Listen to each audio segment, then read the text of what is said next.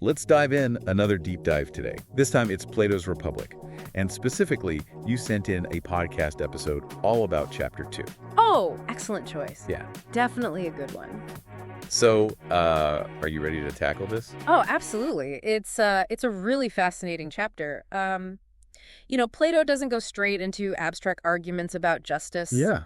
He takes this really creative approach, almost like a thought experiment. Yeah, instead of diving right in, he starts building this hypothetical city. Exactly. He's all like, okay, let's imagine we're creating the utopia. What would that look like? It's a very different way to think about it. It's kind of like, let's design this perfect city and see what makes it work, what makes it tick. Right. And through that process, he starts to reveal all these insights about justice, not just on a societal level, but also within the individual. Yeah. So he's connecting like individual well-being and societal harmony.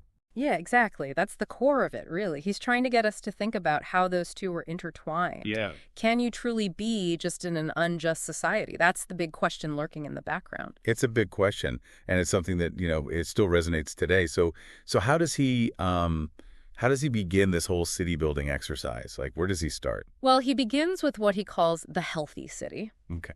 Now, this city is all about, meeting those basic needs, the essentials: food, shelter, clothing. Good. Simple. It's very much a functional city. You've got your farmers, your builders, your craftspeople. Everybody has their role to play. Everything's very efficient. Everyone's cooperating. It sounds pretty good so far. It does. But, as your podcast pointed out, Yeah. there is a certain, maybe a simplicity to it. It lacks a little bit of excitement. It's practical, but maybe a little boring. Yeah, exactly. I mean, would you want to live there? Well, it doesn't take long for the people in the dialogue to start demanding a little something extra, a little, flair. They're like, we want art, we want music, we want those finer things in life. Of course, who wouldn't? They want a little luxury. It's like they're saying, look, survival's great and all, but a truly good life, that needs beauty, it needs pleasure, it needs stuff that elevates the human experience. Okay, so Socrates, being the good sport that he is, he's like, all right, fine, let's add some luxury. Exactly. And this is where the healthy city transforms into something a bit more vibrant, a bit more, luxurious. It's exciting, but it gets a little tricky here, right? I mean, adding all this luxury. Oh, absolutely. Because with luxury, you know what comes along. A whole bunch of new challenges. It's not all sunshine and roses. No. You start to see wealth disparity emerging. You get competition. You even get conflict. Suddenly, the city is a lot more complex, and so is the question of justice. Okay, so it's that old saying, more money, more problems, but like on a societal scale. Exactly. Plato seems to be hinting that progress, what we might call progress, it isn't always smooth sailing. It comes with its own set of complications. So how does Socrates handle this? I mean, he's kind of unleashed a bit of chaos here, right? How does he deal with it? Well, this is where that concept of balance comes in. It becomes central to his whole argument. He argues that in order to function justly, both the city and the human soul need balance. Each part needs to play its role, but without overstepping its boundaries. So it's not just everyone doing their own thing. It's about making sure that each part is contributing to this, like, overall harmony, like, I don't know, like a well-functioning ecosystem or something. It's a great analogy. And your podcast really highlighted this well, emphasizing that each individual, from the farmer to the artist, they all play this vital role in the well-being of the whole. But then that raises another question. How do we figure out who fits where in this whole intricate system? I mean, that's a question that's plagued societies, forever. For centuries. What's Plato's take on that? Okay, well, this is where he introduces one of his most influential ideas: specialization. Okay. Each person should focus on the task that they're naturally best suited for. He even uses this very striking quote. He says, "The greater the range of each man's work, the greater the degree of excellence in the work will be." So basically, by honing our unique talents, we contribute most effectively to the collective good. That makes a lot of sense, like from an efficiency standpoint. But does that, does specialization limit us? I mean, don't we also value like well-rounded individuals? That's a really interesting point, and it's a tension that we still grapple with today, finding that balance between developing specialized skills and also cultivating this broader understanding of the world. But to really understand this further, we need to go a little deeper into one of Plato's key concepts, the analogy between the city and the human soul. Ah, yes. This is where it gets really interesting. Tell me more about this this city-soul connection. Okay, so Socrates argues that just as the city has these different parts, the rulers, the warriors, the producers, so too does the human soul. He identifies three distinct parts: the rational, the spirited, and the appetitive. And each of these has its own function and desires. So our inner world is like this mini society. Exactly. I'm starting to see how the analogy works. Can you break down each of these soul parts for me a little bit? Sure. So the rational part, as you might guess, is all about logic and reason. It's about the pursuit of knowledge and truth. It's that part of us that thinks things through, that analyzes, that strives for wisdom. So this would be analogous to the wise rulers of the city. You got it. Then there's the spirited part. And this part embodies courage, ambition, a sense of righteous indignation. You could think of it as the city's guardians or the soldiers. They're the ones defending what's right, what's honorable. Okay, that makes sense. So and I'm guessing the appetitive part is where my love of pizza comes in. You got it. That's exactly it. It's all about our basic desires and drives for food, for pleasure, for comfort. In the city, this would be represented by, the people who provide those things, the farmers, the artisans, the merchants. So if we want to be just individuals, we want to achieve this inner harmony, then each part of our soul needs to be in balance. Yeah. Just like the city. Precisely. The rational part, guided by wisdom, should be in control. The spirited part should support the rational part, providing courage and motivation. And that appetitive part, well, it's essential, but it needs to be kept in check. We don't want it dominating our actions. So it almost sounds like he's giving us this roadmap for self-mastery. He is, in a way. But how do we actually achieve this? I mean, desire is a natural part of being human, isn't it? That's where Plato dives into the role of education, both for the individual and for society. But I think maybe we should save that discussion for part 2 of our deep dive. I think we've covered a lot of ground already. I'm already hooked. I'm ready for part 2. Okay, so we're back, and we're delving deeper into Plato's Republic. We left off talking about this idea of a just city mirroring a just soul. And we had this big question hanging in the air. How do we actually achieve this, inner harmony? Well, Plato's answer, as you might have guessed, is education. It had to be. It's really central to his whole philosophy. Intense. But he's not just talking about, filling our heads with facts and figures. He has a much broader vision for what education should be. So what's he getting at then? What's his vision for education? He believed that education should shape our character. It should cultivate virtue, and ultimately it should guide us towards wisdom and a deeper understanding of justice. Okay, so it's about the whole person, not just the intellectual side. Exactly. He has this great line where he says, "The direction in which education starts a man will determine his future life." Whoa, that's pretty powerful. So it's not just about the individual, right? I mean, it sounds like he's saying education shapes society as a whole. Absolutely. That's a key point. And this brings us to one of the most fascinating and, let's be honest, debated concepts in the Republic. The philosopher king. Oh, yeah. The philosopher king. I remember the podcast you sent in mentioned that, but I have to admit I wasn't totally clear on what it meant. Can you break that down for me? Sure. So Socrates argues that the ideal ruler would be someone who embodies both a love of wisdom, so that's the philosopher part, right, and the practical skills and virtues to actually govern. So that's the king part. Okay. So they're not just a thinker, they're also a doer. Exactly. They're not just sitting in an ivory tower, contemplating the universe. They're out there leading, making decisions, guiding the city. So they need both the head and the heart. Yes. And crucially, this philosopher king wouldn't be driven by power or, personal gain. They'd be motivated by this deep understanding of justice and a genuine desire for the good of the city. I mean, it's a pretty radical idea. Yeah.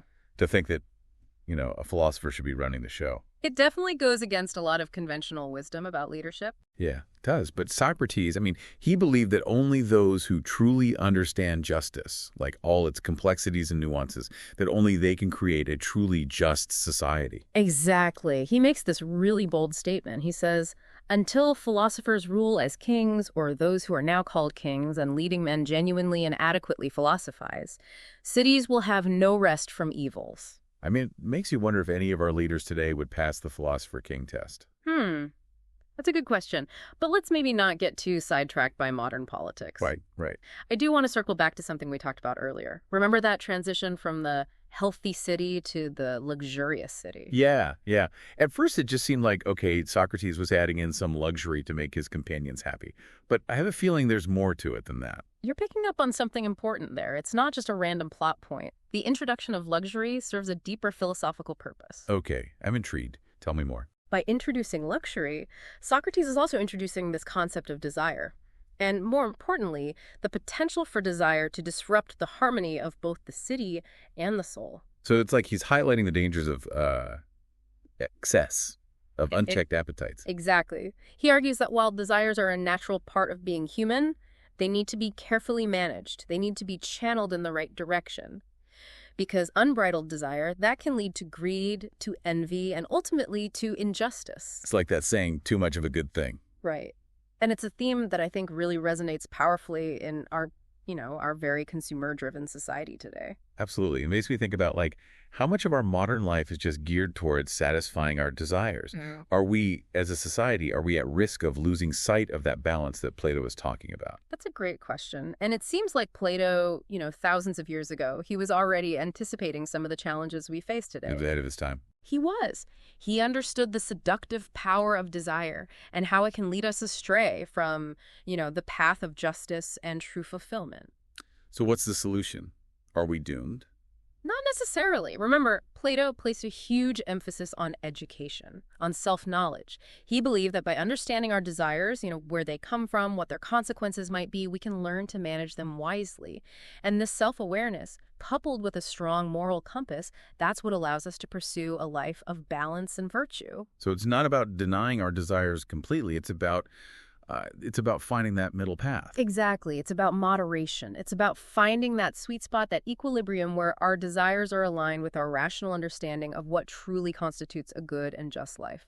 And this brings us back to that city-soul analogy, doesn't it? It does. Just as a just city needs balance and harmony between its parts, so too does a just soul. It all comes together. It does. And this harmony, both internal and external, it's achieved through careful cultivation. It's about lifelong learning. It's about dedicating ourselves to living virtuously.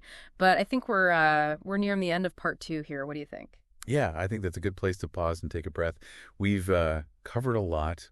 Education, the philosopher king, the dangers of desire, the pursuit of a balanced life. It's a lot to process. It is. But there's still more to explore in the Republic, especially Plato's critique of different forms of government, and of course his ultimate vision of a just and virtuous society. Right. So much more to unpack. Well, stay tuned, everyone, for part 3, where we'll continue our deep dive into Plato's Republic and explore its relevance to our lives today. Okay, so you're back. We're on this journey through Plato's Republic. We've built our ideal city. We've explored the city-soul connection. We've talked about education and the dangers of unchecked desire. What's next? What else is there to unpack in this philosophical masterpiece? Well, now that we've got this solid foundation of what Plato considers a just individual and a just city, we can start to look at how he applies those principles to different forms of government. Okay, yeah. This is where it gets real, right? I mean, how do real-world systems measure up to this ideal of justice? I'm definitely curious to hear what he has to say about that. Well, get ready, because Plato does not hold back. He takes a pretty critical look at several different forms of government: democracy, oligarchy, democracy, even tyranny. And he argues that each of these systems, they all suffer from some inherent flaws that ultimately lead to instability and injustice. Wow. Okay, so no system is perfect. Let's start with democracy. What even is democracy, and what are its shortcomings? So in Plato's view, democracy is a system that's ruled by people who value honor and military glory above everything else. Okay. And it's a bit of a step away from the ideal republic, because even though the pursuit of honor isn't, inherently bad, it can become distorted. It can lead to this overemphasis on warfare and conquest. So it's a system where that spirited part of the soul, the part we talked about before, it kind of takes over. Exactly. And that imbalance, according to Plato, it leads to internal strife and eventually a decline into oligarchy, which is basically ruled by the wealthy few. Oligarchy. Yeah, that doesn't have the best ring to it these days. What's Plato's problem with that system? He argues that oligarchy is inherently unstable because it creates this huge divide between the rich and the poor. Yeah. And that just breeds resentment and conflict. The ruling class, they're driven by greed, they exploit the masses, and ultimately, they kind of sow the seeds of their own destruction. It's like, I don't know, it's like a tale as old as time. The haves and the have-nots. Yeah. It definitely feels relevant today, doesn't it? It does. It really does. And this kind of leads us to Plato's assessment of democracy, which is, it's a little surprising. How so? Well, democracy is often seen as the ideal form of government, right? But Plato, he was actually pretty skeptical of it. Interesting. Why is that? I mean, democracy, it's all about freedom and equality and all that good stuff. That's true. But Plato believed that democracy, while it sounds good in theory, is actually susceptible to manipulation and mob rule. Okay. He argued that in a democracy, the masses, they can be easily swayed by emotional appeals or by short-sighted policies, and that can lead to instability and eventually even to tyranny. So even with good intentions, things can go wrong. That's a bit unsettling. It is. It's like Plato was really aware of how complex human nature is and how that complexity can play out in the political sphere. And finally, we come to tyranny, which is, well, it's the worst form of government in Plato's view. I mean, tyranny, that's pretty much universally seen as a bad thing, right? Makes it so terrible in Plato's eyes. Tyranny, for Plato, represents this complete breakdown of order and justice. Okay. The tyrant, he's driven by, unbridled ambition, unchecked desires.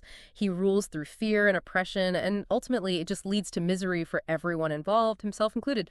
It's a reminder of what happens when power goes unchecked, when wisdom and virtue are absent. Exactly.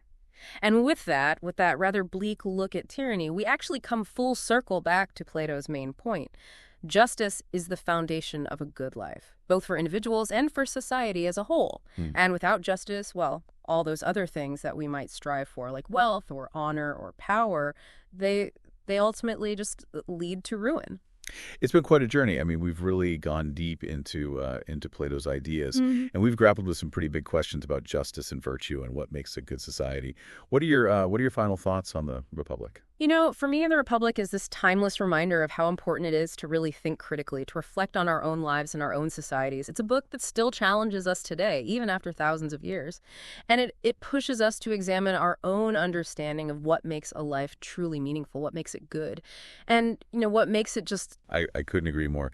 It's really amazing to think about how these ideas from so long ago, how they can still be so relevant today. Well, I think we've reached the end of our deep dive into Plato's Republic. Thank you for joining us on this philosophical adventure. It's been a pleasure. It's been great. I always enjoy exploring these ideas, and I hope you all continue to think about them long after this deep dive is over.